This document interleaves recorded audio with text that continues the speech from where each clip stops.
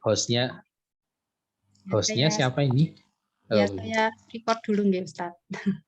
Nggih. Saya jadikan host.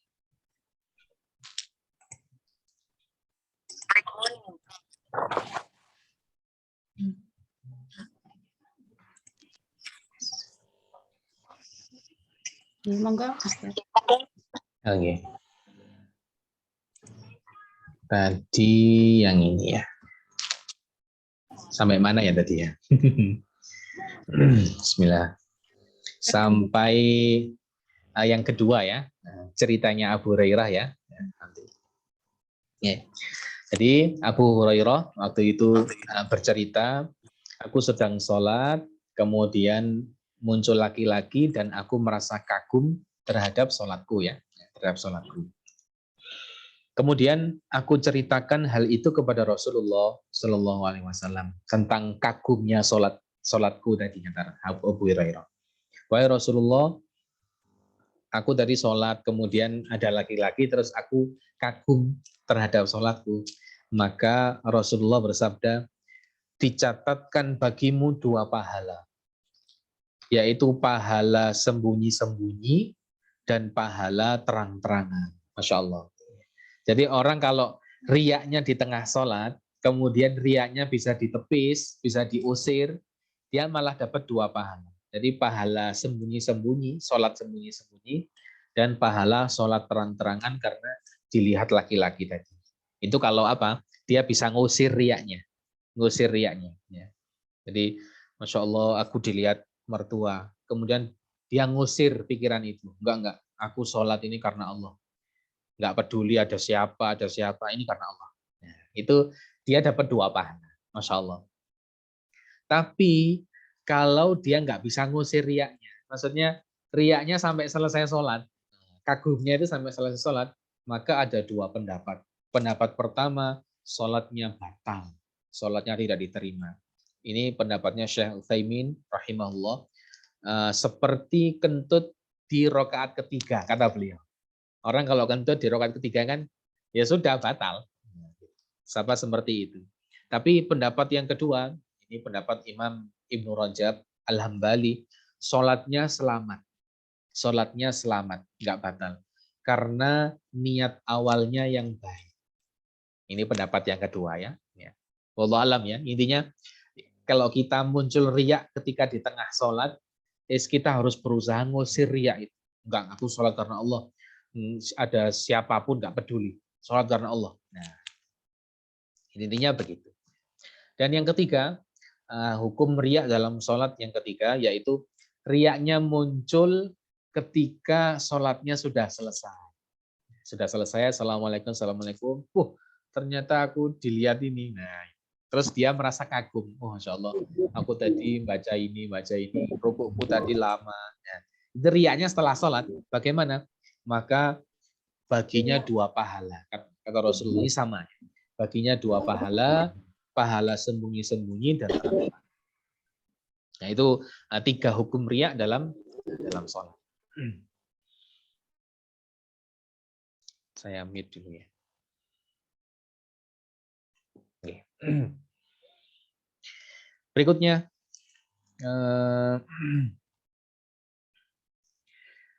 maka riak tadi ya, yang saya jelaskan tadi, dia adalah penyakit hati, penyakit yang harus kita hindari, dan dia termasuk syirikul asghar, syirik kecil, dan syirikul khafi, syirik yang samar, sangat samar, lebih samar daripada fitnahnya Dajjal.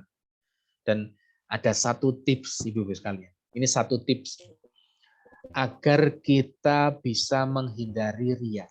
Ada satu tips, dan insya Allah tips ini manjur sekali. Ini sudah banyak dilakukan oleh orang-orang soleh zaman dahulu.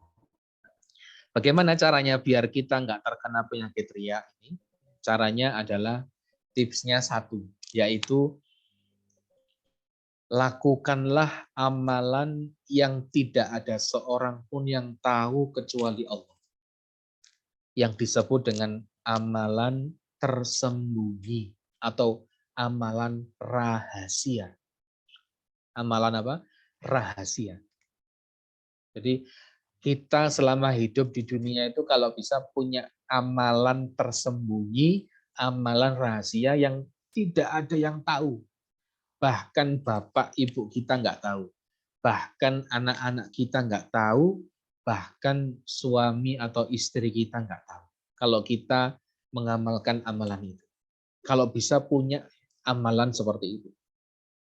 Nabi SAW bersabda, Masya Allah, ini hadis yang indah. Rasulullah bersabda, Innallaha yuhibbul abda at-taqi al-ghani al-khafi. Sesungguhnya Allah itu mencintai seorang hamba yang punya 3 ciri. Bisa dicatat ya Ibu ya. Masya Allah, ini penting ini. Allah akan cinta seorang hamba yang punya 3 ciri. Penting bagi orang yang pengen dicintai Allah. Ciri yang pertama, at-taqi, yaitu orang yang bertakwa. Orang yang bertakwa itu dicintai Allah. Orang yang selalu hati-hati hidup di dunia. Kalau ada larangan nggak mau mengerjakan. Kalau diperintah Allah ya dilaksanakan. Itu orang bertakwa. Dia dicintai Allah. Orang yang berbakti ya. Yang kedua, ciri orang yang dicintai Allah adalah al-ghani. Apa al-ghani itu? Al-ghani itu hamba yang hatinya itu selalu merasa cukup. Al-ghani. Hatinya itu selalu merasa apa? Cukup. Jadi misalkan masalah rizki. Allah sudah bagi rizki kita sekian. Rizkinya orang lain sekian. Tapi hati kita itu merasa cukup. Yes, alhamdulillah, saya cukup dengan pembagian Allah. Ini namanya al-ghani. Bukan sebaliknya. Sebaliknya itu ada orang yang hatinya itu selalu merasa kurang. Hakikatnya orang ini miskin padahal kaya. Gimana itu? Miskin padahal kaya. Coba kita lihat orang-orang yang di atas, yang di pejabat-pejabat yang korupsi. Padahal mereka kan sudah punya uang banyak ya. Punya rumah mewah, mobil mewah, hartanya banyak. Tapi masih korupsi kan? Itu menandakan apa? Hatinya selalu merasa kurang. Punya uang 10 miliar kok kurang ya. Nanti nggak cukup buat ini, nggak cukup buat ini. Padahal 10 miliar. Hatinya selalu merasa kurang. Hakikatnya dia itu miskin padahal kaya. Orang yang kaya adalah orang yang selalu merasa apa? Merasa cukup. Hatinya selalu merasa cukup. Itu orang yang kaya. Ya. Dan orang yang seperti ini, Ibu, itu sangat dicintai Allah. Selalu merasa cukup, dikasih ini cukup, dikasih ini cukup, dibagi sekian cukup, dibagi sekian cukup. Insya Allah. Innal al-ghani. Yang pertama tadi apa? At-taqi, orang yang bertakwa. Itu dicintai Allah. Yang kedua, al-ghani, orang yang selalu merasa cukup. Yang ketiga, dan ini yang berhubungan dengan materi kita, adalah al-khafi. Al-khafi. Apa itu al-khafi? Al-khafi adalah orang yang suka mengasingkan diri. Orang yang suka mengasingkan diri. Apa maksudnya mengasingkan diri? Apakah suka menyendiri di kamar, kemudian nggak mau keluar, nggak mau bersosialisasi, apa namanya, introvert ya? Apakah ini yang dimaksud al-khafi? Bukan. Al-khafi itu adalah orang yang suka menyembunyikan amalnya dan tidak suka ditampakkan ke orang lain. Ini namanya al-khafi. Dan orang seperti ini itu dicintai oleh Allah. Jadi kalau dia beramal itu sukanya sembunyi-sembunyi. Nggak pengen pamer, nggak pengen didengar orang, nggak pengen dilihat orang. Masya Allah. Dan mudah-mudahan kita punya salah satu atau tiga-tiganya itu. Dari 3 sifat yang dicintai Allah. Yang bertakwa, selalu merasa cukup, dan suka menyembunyikan apa? Amalan. Nggak suka ditampakkan kepada orang lain. Dan ini ada beberapa nasihat sekalian, Masya Allah. Nasihat yang sangat bagus, sangat indah dari para ulama kita. Yang pertama dari Ibnul Mubarak. Ibnul Mubarak mengatakan, ini boleh ditulis, boleh jadikan quotes atau jadikan status. Ibnul Mubarak mengatakan, jadilah orang yang suka mengasingkan diri, suka menyembunyikan amal, dan jangan suka dengan popularitas. Jangan suka dengan apa? Popularitas. Ini nasihat dari Ibnu Mubarak. Orang kalau terkenal itu fitnahnya banyak. Betul begitu ya? Orang kalau terkenal, populer itu ujiannya banyak. Yang kedua dari Az-Zubair bin Al-Awwam, beliau mengatakan, barang siapa yang mampu menyembunyikan amal solehnya, lakukanlah. Ini tegas ya. Zubair mengatakan, lakukan. Kalau bisa menyembunyikan amal, lakukan.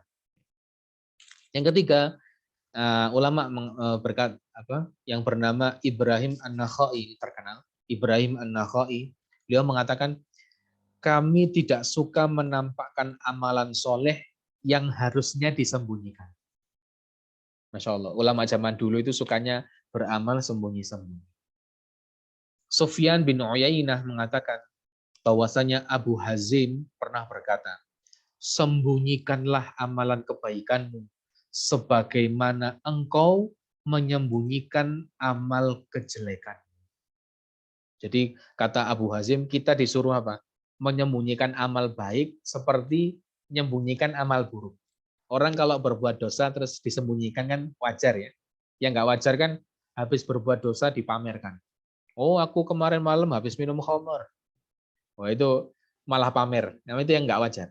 Orang kalau berbuat dosa kan malu disembunyikan. Maka kalau kita berbuat amal baik, sembunyikan juga. Biar nggak ada orang yang tahu, biar kita bisa menjaga hati, biar amal itu ikhlas karena Allah. Fudail bin Iyad, ini ulama juga yang terkenal, ya, tabi'in, tabi'ut tabi'in. Fudail bin Iyad mengatakan, sebaik-baik ilmu dan amal adalah sesuatu yang tidak ditampakkan di hadapan manusia. Amal yang terbaik itu amal yang apa? Tersembunyi, kata Fudail bin Iyad. Insya Allah, seorang ulama. Bishr al-Hafi, Bishr al-Hafi terkenal, beliau mengatakan tidak selayaknya orang-orang seperti kita menampakkan amal soleh walaupun hanya sebesar dzarrah. Enggak selayaknya amalan itu ditampakkan. Bagaimana lagi dengan amalan yang mudah terserang penyakit riya, kata Bishr al-Hafi.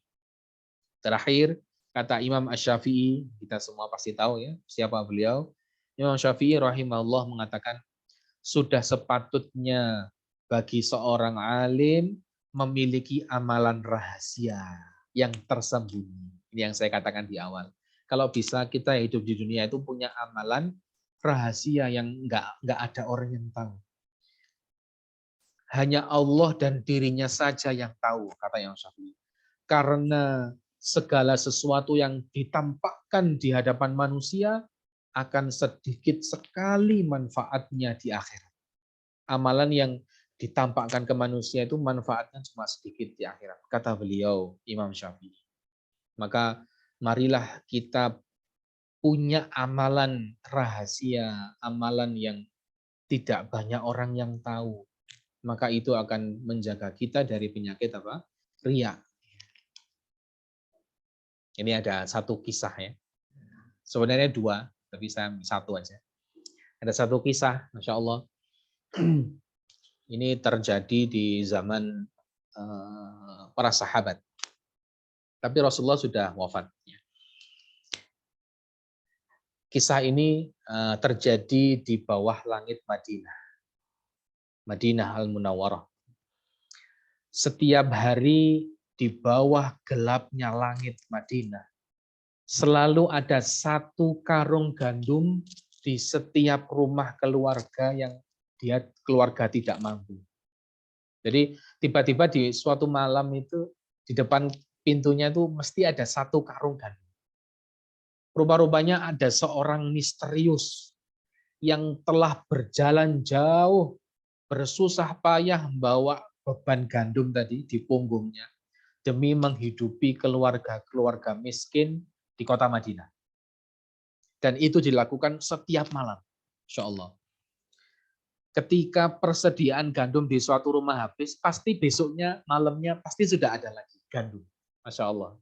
Enak sekali ya, hidup di kota yang tiba-tiba ada misalkan di rumah kita malam-malam di depan pintu ada minyak, beras, gula.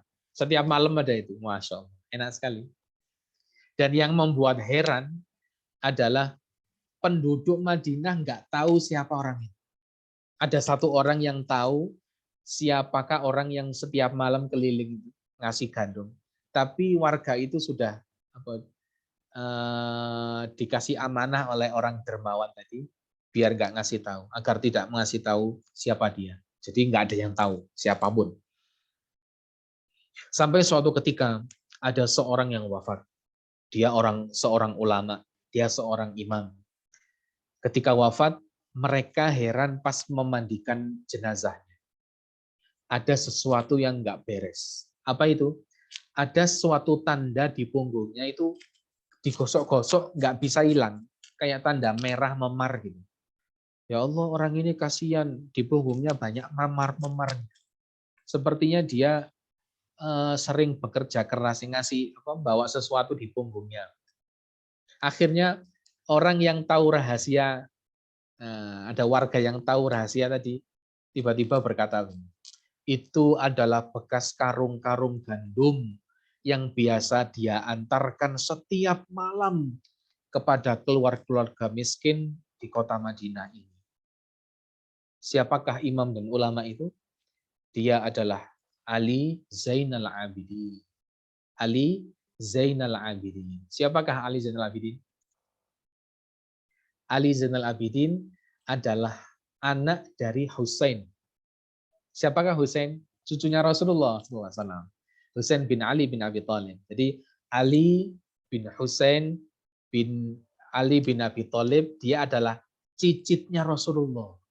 Cicitnya Rasul, anaknya cucu kan cicitnya Rasulullah. Dia disebut dengan Ali Zainal Abidin. Zainal Abidin itu artinya perhiasan agama, perhiasannya agama. Masya Allah.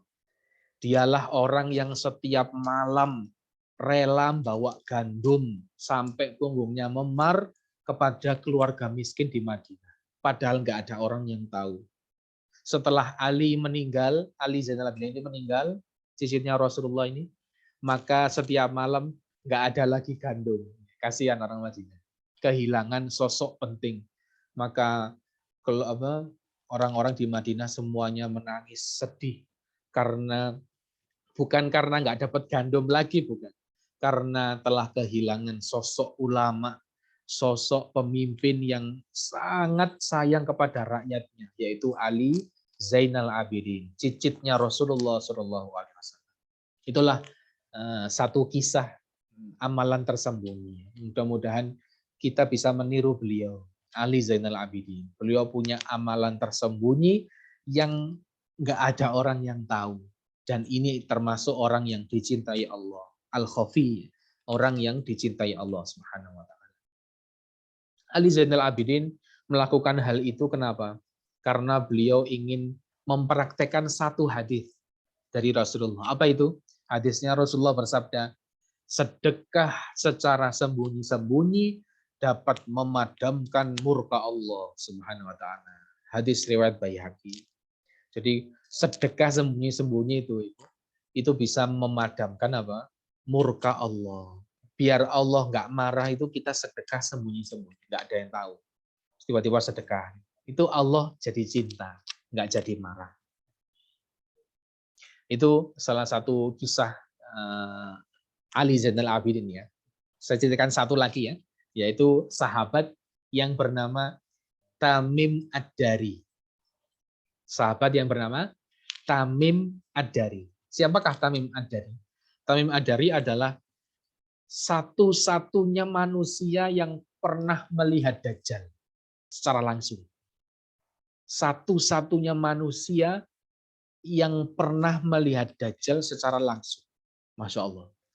Padahal dia orang Nasrani. Tamim Ad-Dari itu orang asli Bethlehem, Palestina. Orang Nasrani. Dia bapaknya itu tokoh Kristen.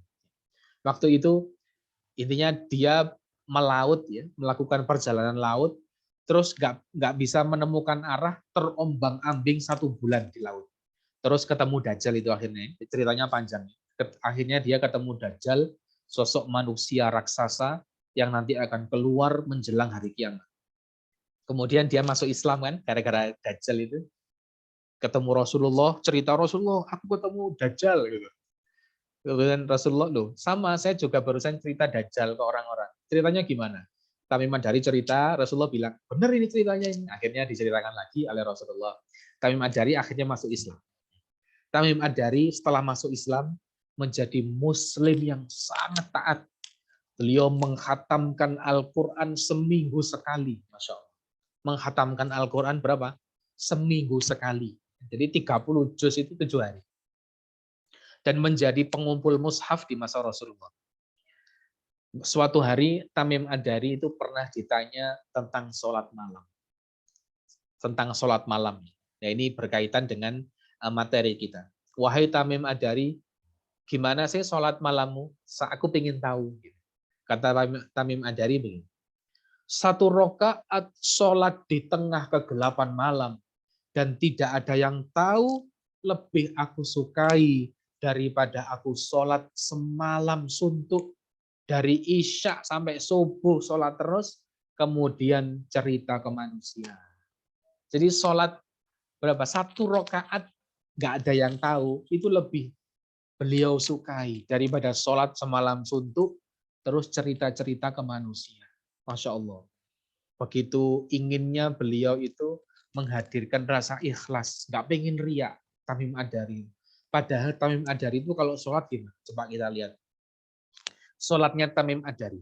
Tamim Ad-Dari itu saking karena dia hafal Quran, padahal orang Nasrani ya, mu'alaf, tapi dia hafal Quran. Kemudian di zaman Umar, dia dipilih oleh Umar bin Khattab jadi imam taraweh. Dan nggak sembarang orang itu. Jadi imam taraweh itu nggak sembarang orang. Yang dipilih cuma 3 sahabat. Salah satunya Tamim Ad-Dari. Dia mu'alaf ya. Kata Imam Malik dalam kitab Muwatta. Imam Malik cerita tentang sholat taraweh di masa Umar bin Khattab. Gimana sih sholat tarawehnya di Umar bin Khattab? Kalau nggak salah berapa rakaat? 23 rakaat ya kalau tidak salah ya. Allah alam. 23 rakaat. Ketika imamnya Tamim Ad-Dari sholat taraweh di bulan Ramadan, itu ciri-cirinya adalah setelah sholat taraweh makmumnya itu lari. Itu ciri-ciri sholat taraweh yang diimami Tamim Ad-Dari. Jadi kalau sholat taraweh yang imami Tamim Ad-Dari, itu habis sholat pasti makmumnya lari. Kenapa kok lari? Karena takut tidak bisa sahur. Karena takut apa? Tidak bisa sahur. Berarti sholat tarawehnya apa? Habis isya sampai menjelang sahur. Masya Allah. Ini sholat isya, apa? Sholat tarawehnya Tamim Ad-Dari. Masya Allah. Kita nggak ada apa-apanya itu sekalian. Sholat cuma 1 jam sudah capek. Ini sholatnya dari isya sampai sahur. Tamim Ad-Dari. Tapi beliau mengatakan apa? 1 rakaat sholat tapi nggak ada yang tahu itu lebih aku sukai, kata Tamim. Daripada sholat semalam suntuk terus cerita ke orang-orang. Zaman sekarang itu kan zaman fitnah. Masya Allah, medsos di mana-mana, informasi berseliweran. Kita ibadah itu bisa diposting. Bahkan apa itu saking fitnahnya, saking menyebab fitnah, kita itu sampai pengen ditanya. Misalkan lagi ngobrol gitu, wah bintang tadi malam indah sekali ya. Berarti kita pengen ditanya, oh kamu nggak tidur tadi malam, ngapain? Iya biasa, sholat tahajud. Nah, gitu. Jadi saking fitnahnya itu kita pengen ditanya kalau kita nggak tidur terus sholat tahajud. Nah, hati-hati. Jadi 1 rakaat tahajud nggak ada yang tahu itu lebih baik daripada sholat semalam suntuk tapi cerita ke manusia. Ya, hati-hati sekalian tentang riya ini. Jangan sampai kita ibadah kemudian difoto, diposting di status di Instagram, kemudian hal itu bisa mempengaruhi apa? Keikhlasan kita. Ibadah itu kalau bisa ya nggak ada yang tahu, nggak ada yang tahu. Kecuali ibadah yang memang harus ada yang tahu ya, ibadah apa? Sholat jamaah di masjid atau haji itu kan banyak orang tahu. atau ibadah yang lain. Nah, itu kecuali ibadah-ibadah yang memang nggak bisa disembunyikan. Ada satu kisah lagi, tapi karena sudah jam 5 ya sudah, kapan-kapan saja ya. Kisah tentang Abdullah bin Mubarak. Ayat terakhir Allah berfirman wa yamna'unal ma'un. Ini setelah alladzina hum yura'un, orang yang berbuat riya, wa yamna'unal ma'un, dan orang itu tidak mau memberikan bantuan. Wa yamna'unal ma'un, enggan memberikan bantuan. Ini salah satu ciri orang yang mendustakan agama. Ibnu Katsir mengatakan mereka tidak mau berbuat baik dalam beribadah kepada Allah dan tidak mau berbuat baik kepada sesama. Bahkan ini saking pelitnya sampai Allah mengatakan al-ma'un. Al-ma'un itu apa? Kata Abdullah bin Mas'ud, al-ma'un itu barang-barang yang biasa dipinjamkan seperti pisau, ember, piring, karpet, kuali, barang-barang rumah tangga yang biasa dipinjamkan. Itu saking pelitnya, gitu aja nggak mau ngasihkan. Itu orang yang mendustakan agama. Wa yamna'unal ma'un. Dia nggak mau minjamkan barang yang berguna, yang remeh tadi, yang bisa dimanfaatkan orang lain. Padahal barang itu tetap utuh dan akan dikembalikan kalau sudah selesai. Dia nggak mau minjemkan gitu, nggak mau. Kalau di lingkungan kampus atau lingkungan sekolah itu barang apa? Al-ma'un itu barang apa? Pensil, penghapus, orotan. Orang kalau nggak mau minjemkan itu, dia masuk al-ma'un. Orang yang mendustakan agama. Padahal cuma minjemkan penghapus, gitu kan gampang. Minjemkan pensil. Kalau dalam rumah tangga ya, ada tetangga, aku nyeleh ini embere. Enggak wis ember iso tuku dhewe, gak usah nyelih. Nah, itu orang masuk al-maun ini. Yukadzibu biddin, penusta agama. Hati-hati. Jangan terlalu pelit. Masa meminjamkan hal yang remeh saja tidak mau. Jangan sampai kita masuk ke dalam ayat ini. Wa yamna'unal ma'un. Itulah sifat-sifat orang munafik, ibu sekalian. Dia lalai, orang munafik ya, orang yang mendustakan agama, itu juga termasuk orang munafik. Yaitu orang yang lalai dari sholatnya, zikirnya sedikit, sholatnya males, sholatnya kalau dilihat orang itu semangat, riak, dan pelit, nggak suka beri orang lain, nggak suka meminjamkan barang ke orang lain. Nah, ini salah satu sifat-sifat orang munafik. Maka kita harus hati-hati terhadap sifat orang munafik. Hati-hati sekali. Siapa tahu kita bisa termasuk orang munafik. Hati-hati. Bahkan orang sekelas Umar bin Khattab. Siapa yang nggak tahu Umar bin Khattab? Sahabat, orang atau manusia terbaik nomor 3 setelah Rasulullah dan Abu Bakar. Umar bin Khattab itu manusia terbaik nomor 3, tapi masih takut kalau dia orang munafik. Masih takut. Ada satu sahabat yang punya daftar orang-orang munafik, daftar nama orang munafik. Sahabat ini namanya Hudzaifah Ibnul Yaman. Hudzaifah itu adalah sahabat yang punya daftarnya orang munafik zaman itu. Umar mesti tanya, wahai Hudzaifah, demi Allah, apakah aku ada di daftar itu? Apakah aku ada di daftar orang munafik? Apakah aku termasuk orang munafik? Kata Hudzaifah, aku tidak bisa menjawabnya. Masya Allah. Jadi Rasulullah ngasih amanah ke Hudzaifah, jangan ngomong ke siapa-siapa. Ini daftar orang munafik. Orang munafik kan masuk neraka ya. Ini jangan ngomong siapa. Umar itu saking penasarannya sampai setiap ketemu Hudzaifah pasti tanya, Hudzaifah, aku termasuk orang munafik atau bukan? Sekelas Umar bin Khattab. Kata Hudzaifah, aku nggak bisa menjawabnya. Sampai berkali-kali, demi Allah Hudzaifah, tolong dijawab, aku orang munafik atau bukan? Kata Hudzaifah, ya sudah saya jawab. Kata Hudzaifah, mungkin karena takut. Ya, ini akan mati sampai 10 menit. Nggak apa-apa, 10 menit lagi. Apa kata Hudzaifah? Wahai Umar, engkau bukan termasuk orang munafik. Tapi orang selainmu, aku nggak janji. Nah, gitu kata Hudzaifah. Kamu bukan orang munafik. Maka nasihat terakhir Hasan Al-Basri mengatakan, orang yang khawatir terjatuh kepada kemunafikan itulah orang mukmin. Orang mukmin itu dia takut dirinya munafik. Tapi orang yang selalu merasa aman dari sifat kemunafikan, dialah sejatinya orang munafik.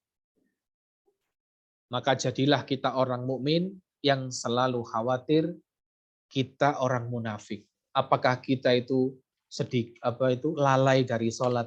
Apakah kita itu kalau sholat itu males ya? Apakah kita itu kalau sholat itu semangat ketika dilihat orang? Apa kita itu kalau sholat itu tidak khusyuk, tidak tepat waktu? Orang mukmin itu mesti introspeksi diri, khawatir kalau dirinya apa? Munafik. Maka semoga Allah jadikan kita orang yang ikhlas karena Allah ketika beribadah. Semoga Allah jadikan kita bukan termasuk orang-orang yang mendustakan agama dan orang-orang munafik. Wallahu alam bishawab. Mungkin itu yang bisa saya sampaikan. Mohon maaf kalau ada salah. Saya kembalikan ke MC. Tadi kurang 10 menit. Alhamdulillah, jazakallahu khair Ustaz. Alhamdulillah ibu-ibu, itu tadi kajian tentang tafsir surat Al-Maun. Mungkin ada pertanyaan Ibu ya? Masih ada waktu ya Ustaz? Monggo. Ini ada satu dari Ibu Nini. Ada hadis yang kalau nggak salah bunyinya, bersedekahlah tangan kananmu tapi tangan kirimu tidak tahu apa yang kau sedekahkan. Pertanyaannya, bagaimana dengan sedekahnya karena Allah tapi ada niat yang agar bisa memberi contoh pada orang lain? Awan Ustaz, monggo. Nah, okay.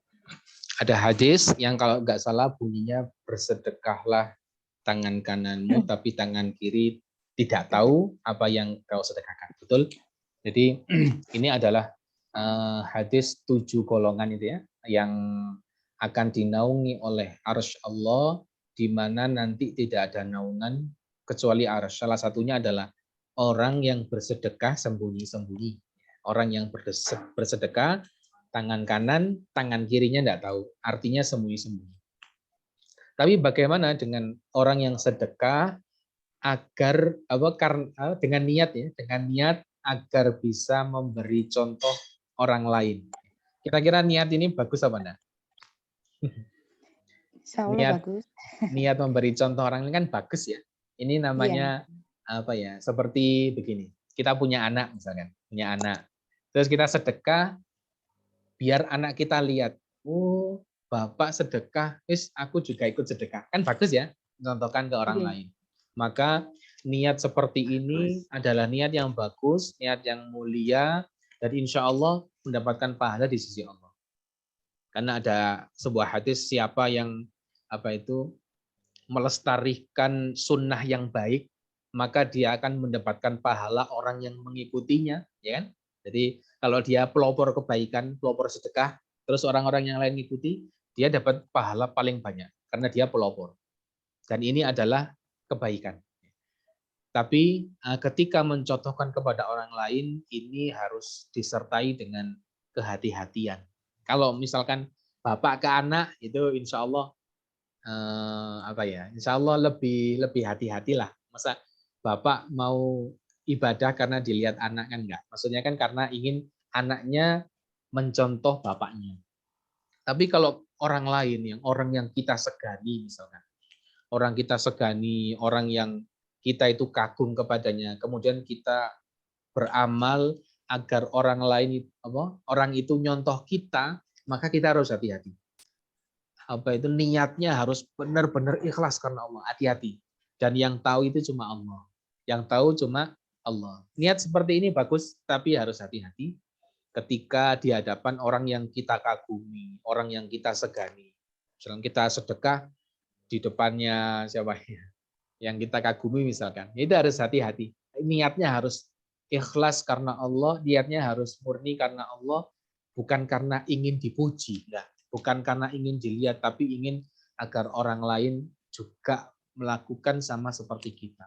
Atau disebut dengan dakwah ya, dakwah syiar. Ya. Maka ini juga harus hati-hati. orang sholat berjamaah itu kan syiar ya, ibadah yang nggak bisa disembunyikan. Ini juga harus hati-hati. Ini juga banyak orang yang terjangkit penyakit riya ketika sholat jamaah, ketika haji. Nah, ini hati-hati. Ya. Wallahu a'lam bishawab. Gitu ya Bu Nini, mungkin belum puas dengan jawaban dari Ustaz. Monggo, Monggo kalau monggo. mau menambahkan mumpung masih ada waktu.